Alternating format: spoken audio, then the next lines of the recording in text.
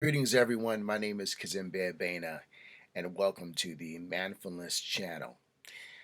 I am a synergetic coach, which means that I help people in terms of coaching and also in terms of energy medicines like Reiki, angelic frequencies, elemental energies, and beyond to really shed their conditioning and bring their authentic self forward for success and prosperity and abundance. Uh, I have been doing this for about 12 years and I love what I do. I am also a Dom, I'm also an intimacy coach, and I am a Tantra practitioner as well. So, in what I've been doing for the last 12 years, I have developed my practice also in regard to helping men, particularly black men.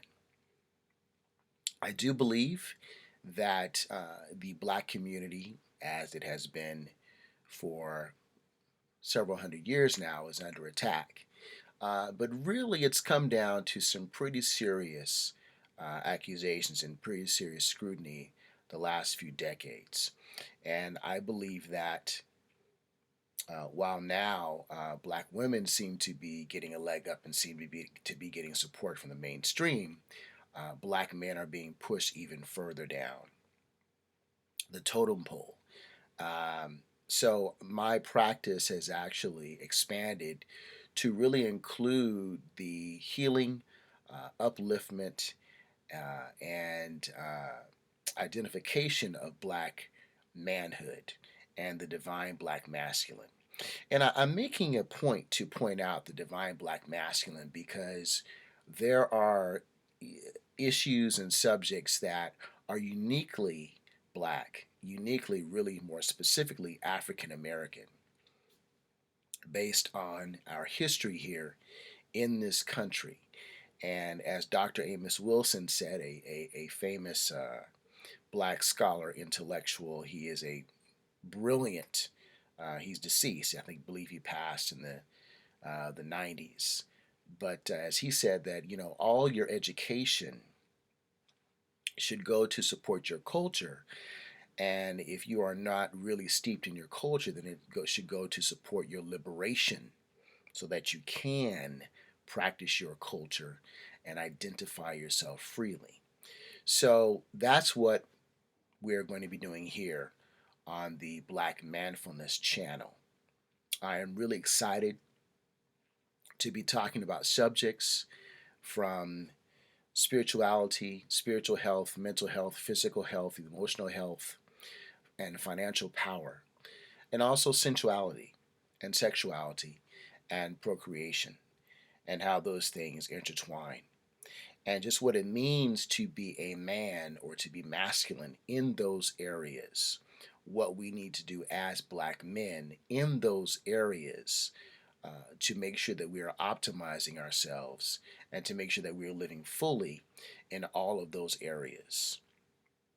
Again, in the area of spirituality, the area of mental health, the area of physical health, the area of emotional health, the area of finances, the area of sensuality, sexuality, and procreation. That, as far as I'm concerned, really is indicative and represents a wholeness, that represents true holistic health. And I think for too long, we get into a routine where it becomes very segmented, where we only focus on our physical, or we only focus on our spiritual, or we only focus on our mental. And there's no 360-degree well roundedness where we become really complete optimized individuals. So, we're going to really focus on doing that for the community. I'll be bringing in, I'm really excited to do this, to bring in lectures, um, PhDs, psychologists, counselors, spiritualists, Tantra practitioners, you name it, financial experts, to help to drive the message home, and also to give us tools to apply to our own lives and our own situation for improvement in what we're trying to accomplish, and also helping us to really identify goals and just what does it mean to be a black man? What does black manhood mean? What does it mean to support your community?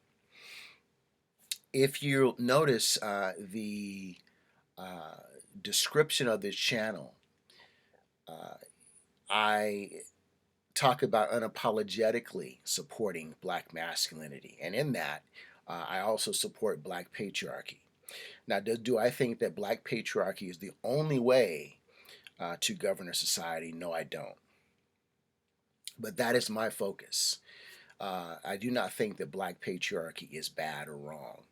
I believe it's in and of itself as a concept is neutral. I believe that how it is applied, the type that it's applied, and the intention behind the way it's applied really will identify or will show whether it is toxic or whether it is honest and honorable. So that is where I'm coming from. And obviously, my goal in terms of talking with black men and helping us heal as black men and helping us identify what it means to be black men and exalting us as black men is exalting us into leadership roles where we are able to step in, lead the community, practice discipline for ourselves, self control, wisdom, kindness, equity, protection for those around us and ourselves, sacrifice for those around us, and a host of other things.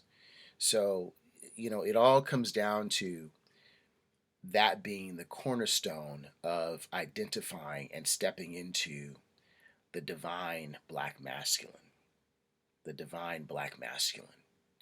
Because you realize as black men that we are not here by ourselves, we did not get here by ourselves, and this is really important. We realize that we will not be able to move forward without the presence and assistance of black women. So, a true community has both men and women in it.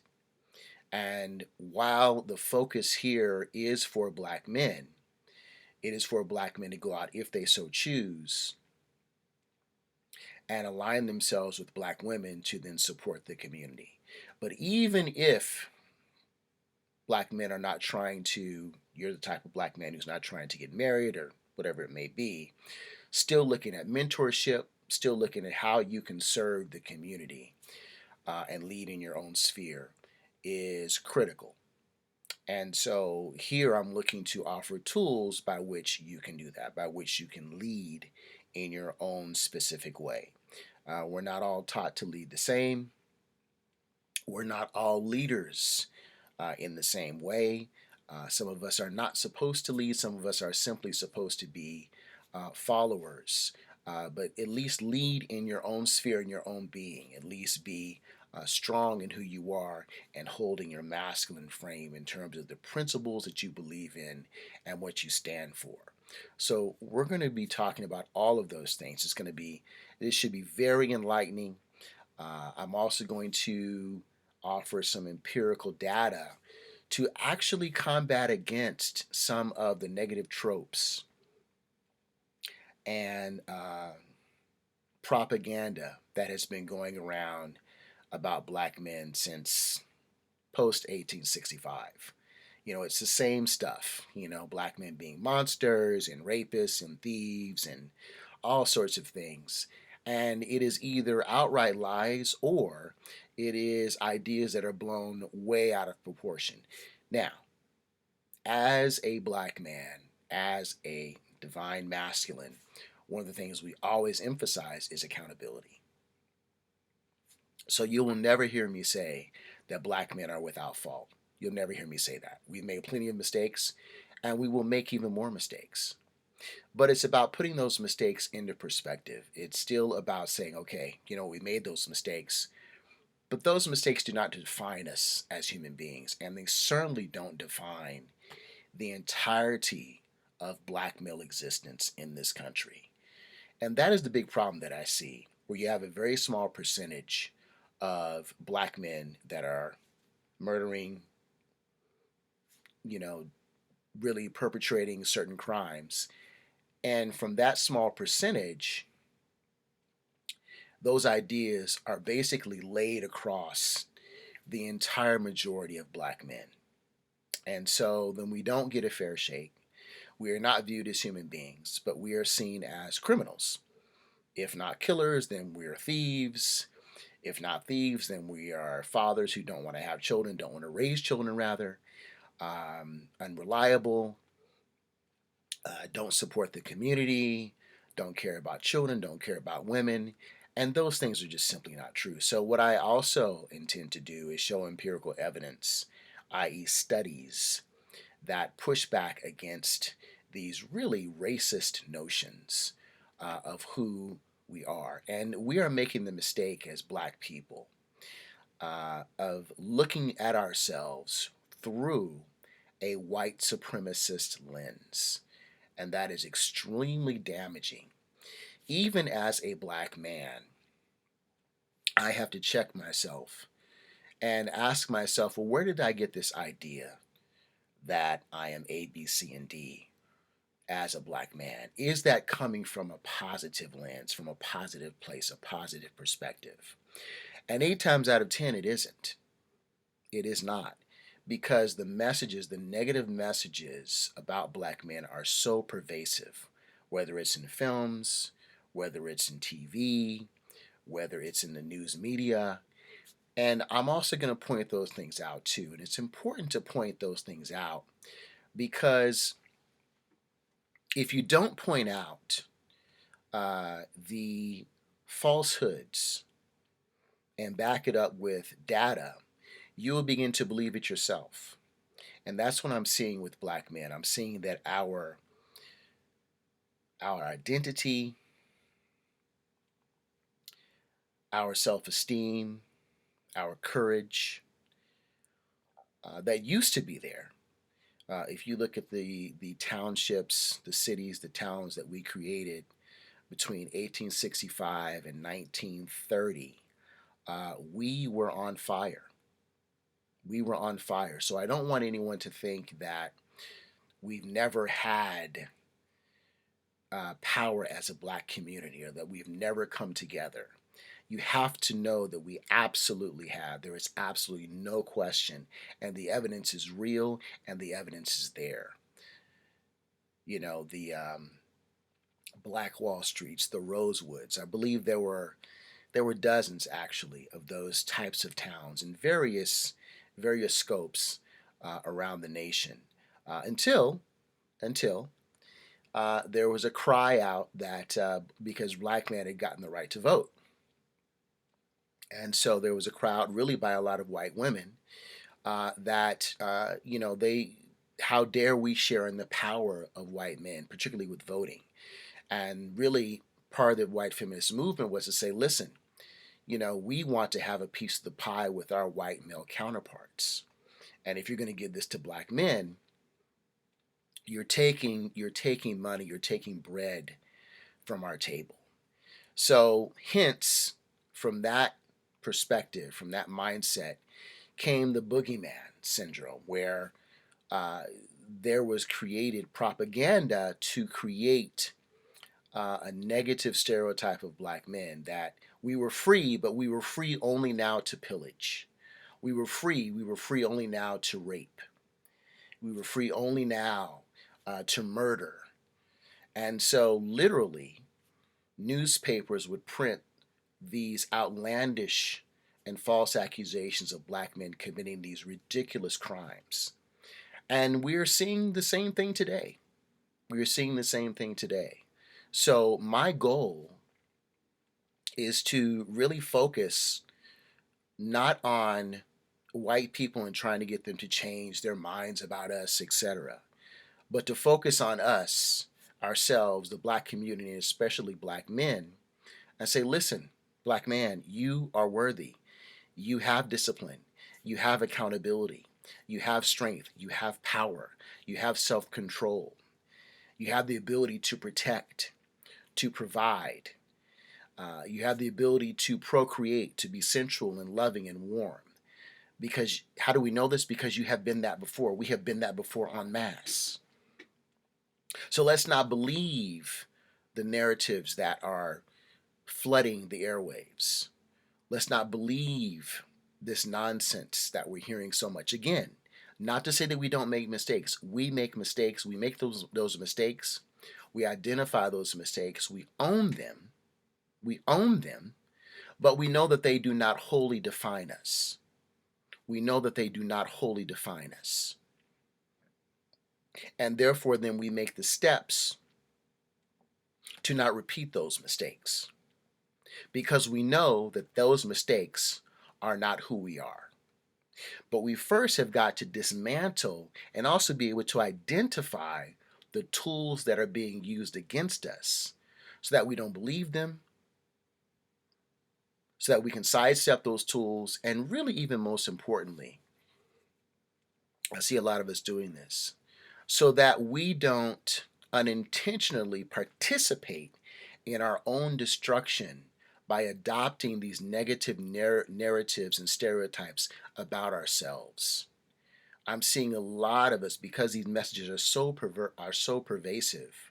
I'm seeing a lot of us, Black women and Black men, really fall into believing these stereotypes about Black men. And so one of the things I'm going to do is show through empirical evidence, studies, and scholars that I follow, and I've been doing this for several years now. I'm so happy to have this ManFullness channel, this Black ManFullness channel, that I can come out and show you guys and present some of the information I've been learning, that it simply isn't true. It simply isn't true. You can be told a lie so long and so many times that you eventually believe it, particularly if you have no evidence to the contrary. And I want to show everyone that looks at these episodes on this channel that there indeed is plenty of evidence to push back at these negative stereotypes and narratives that are coming out about Black men. So what I want to do is, in addition to just the introduction of today, I also want to say this. It's also very important that we reconsider our relationship to each other as Black men and Black women. I have talked with several people in the last couple of years, and I personally have to say this. I have never seen Black male-female relationships this bad in my 54 years of life. Yeah, I've never seen it this bad. So I am calling for a reimagining of us, that we not look at ourselves as Black men and Black women as opposites, but as complementary. So not opposites in this fashion, but complementary. Let me give you one example of this.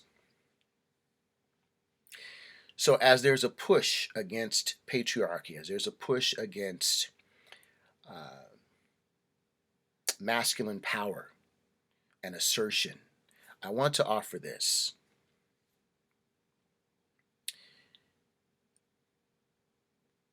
There is the power of assertion and there is the power of force that can be used to support, and I'm talking about masculine force and energy here, that can be used to support the feminine.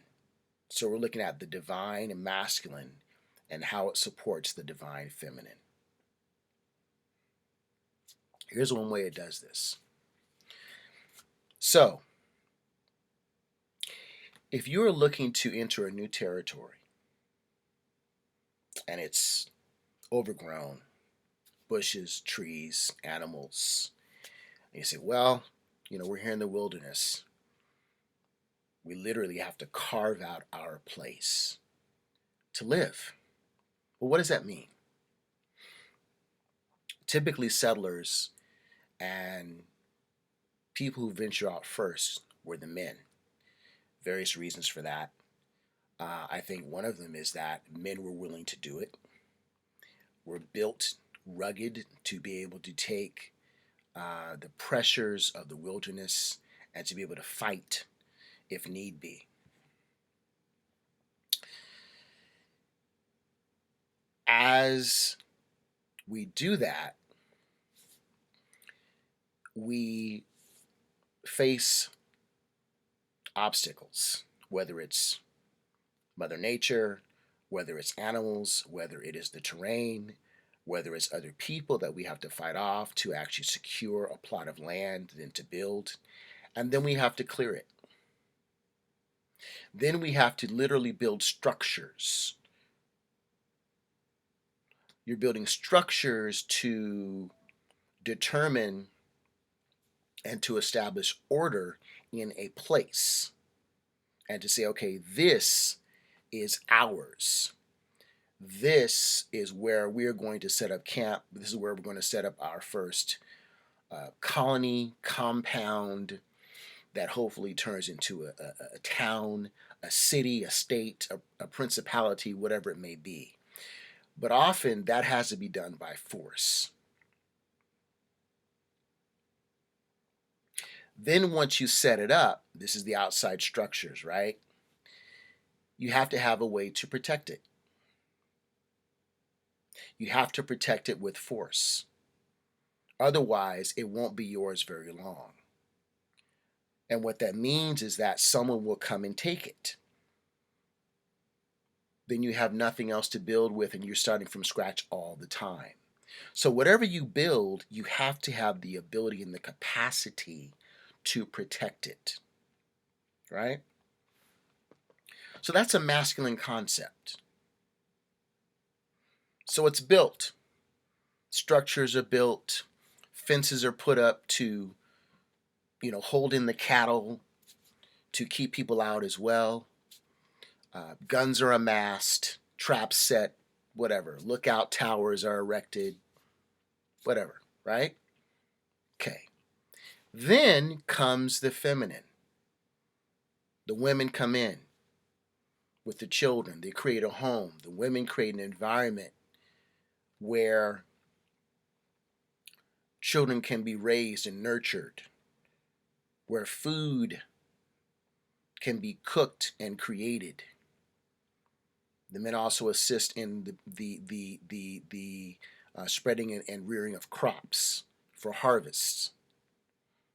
But these things have to be protected.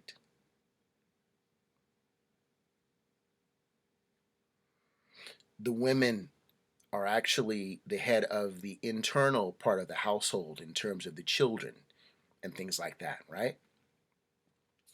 And I realize there are always exceptions to the rule. There are always outliers, and that's fine because you have to basically live out how you are built. So I'm talking in generalities here. I'm just speaking in generalities. But what I'm showing here is that masculine energy clears out a space.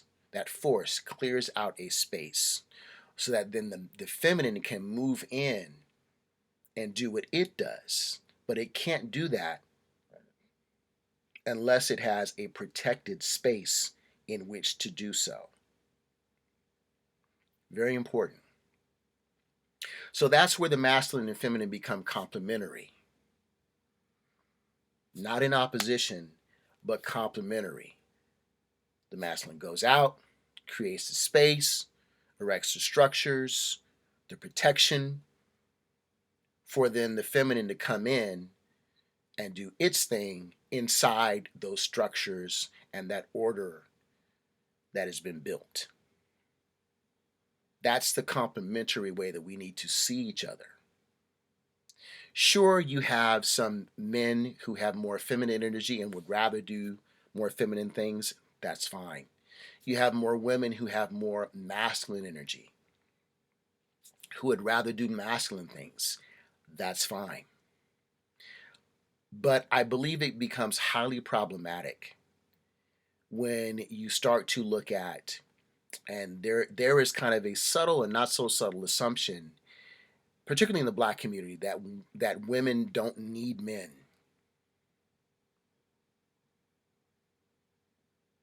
Or that women can replace men.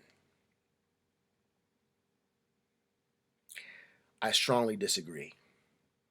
Because what these women are not understanding is that even if they come in, they're coming in now after these structures have been built, after the wars have been fought, after buildings and parameters have been erected and established.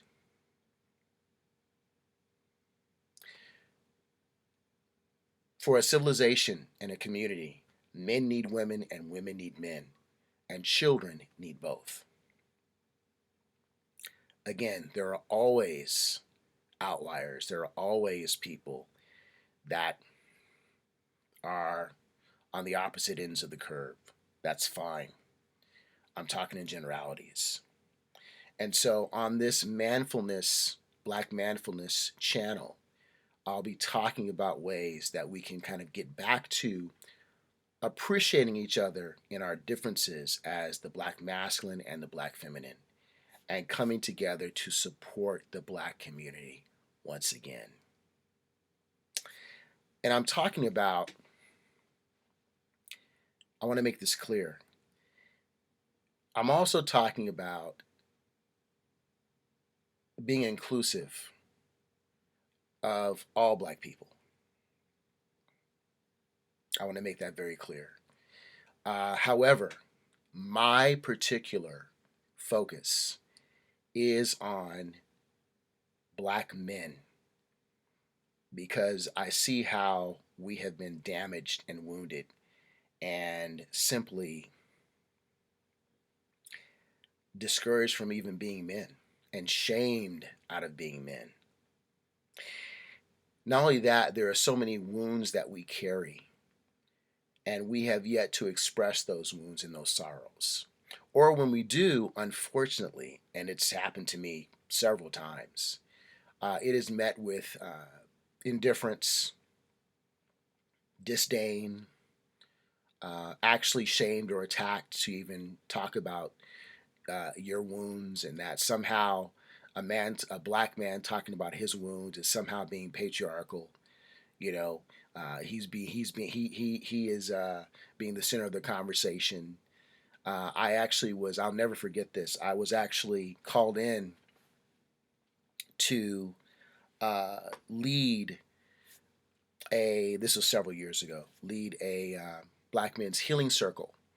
And one of the first things I talked about was, or I started to talk about, was this is when the term toxic masculinity was just jumping. It was on the tip of everyone's tongue. Everyone was talking about it night and day. And so I said, well, if we're going to talk about toxic masculinity, we've also got to talk about toxic femininity. So there was a woman who, and it was at her facility. She stepped in, Black woman. This is all Black people. And she decided to. She said, "I'm going to interrupt you. There's no such thing as toxic femininity." And we went back and forth a little bit, and I just kind of said, "All right, I'm going to let this go." But what I did not get a chance to talk about was the fact that toxic femininity is why some of us as Black men have our own specific wounds. We have our own exclusive wounds as Black men. But if you don't talk about toxic femininity, you're never going to get to those wounds.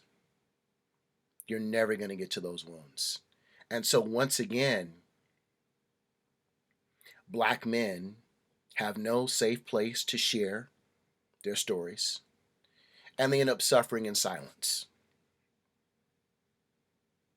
And it was unfortunate. It was very disappointing. And this is also really, and that moment was really a turning point for me in terms of understanding the absolute necessity of having spaces that are unapologetically Black and masculine. Because in that space, this woman who, is in the healing community, and she's very well known and has a ton of followers and very successful, did not have the compassion and the empathy, even though she was Black herself, to understand that Black men need to be free to discuss their issues themselves. I don't even know why she was in the room. They were kind of sitting, it was a circle of black men, and then she was kind of sitting outside the circle with some of her assistants. But if I was hosting a black women's healing circle at my place, I wouldn't even be around. I would be somewhere else, outside of earshot, because I would know that the topics and things being discussed were simply not for my ears. We're going to talk about things here in the Black ManFullness Channel that are for black men. Some things are going to upset black women. That's fine. It's not for you. And again, if I were hosting by virtue of just the physical facility, letting women come in and have a healing circle, a women's healing circle, I wouldn't want to be around, because probably some of the things they would say I would not understand, or it would maybe upset me. But I would realize that information, those words are not for me. It's for them. I have to allow black women to heal and exchange information and stories in the best way that they see fit. I have to remove myself from that conversation. I'm not the center of that conversation. What I think about that doesn't really matter. They have to do it. Now, I've been in a lot of healing circles, from Tantra to just so many different types of healing circles. And I have opinions about whether, you see all of these black female circles popping up, and goddess circles and this and that, popping up. And I have opinions, in terms of whether these circles that I've seen, that I've been in, are really healing women. I do, and we'll talk about that another time. But still, those that are really there to discuss and really there to heal, they have to have their own space. So I'm simply asking, I'm not even asking. I'm not asking. This is a space, unapologetically, for black men to share their points of view. Period. If you don't like it, don't pull up the link. Don't engage. Don't look at it. And I want us as black men to start to stand in our masculinity unapologetically. I want us to start to give each other what we need. Before I close out here, I also want to talk about another concept. Black men, we will give to a black woman or a child before we give to another black man. I've even heard, and I appreciated this, black women say that black men need to give more to black men. I've heard a couple women say this, a couple sisters say this online, and they are absolutely correct. O'Shea Duke Jackson talked about this, about the people, black men, complaining about certain films. I'm not even going to say the names right now. I don't want to get into it. And how they're misrepresenting black men. And his thing was, well, we need to produce our own films. Now, obviously, a lot of money is being thrown to black women now, and thrown to support stories that support a negative stereotype about black men, and thrust black women forward as almost men with breasts, really, to be honest. A very masculine stereotype and archetype of women. But if we don't like it as black men, we may not have the funding, but let's produce our own. Let's take action, and let's do something about it. Let's support each other. So this channel is also about that. Supporting each other with information, arming each other with information, empirical studies, other scholars to research and listen to. I'll be dropping a lot of videos Guys, brothers that I've looked at over the years who are incredible. Dr. Tommy Curry, Dr. Tia Sean Johnson, Dr. Amos Wilson, Dr. Ron O'Neill. You know, the list goes on. The list goes on. We have to start to support each other as black men. We must. We must. So part of what we're battling, though, and I know why we don't do that, and it's what I spoke about earlier. It's because we have been conditioned to believe that we are inherently flawed. But we have to understand that those narratives are coming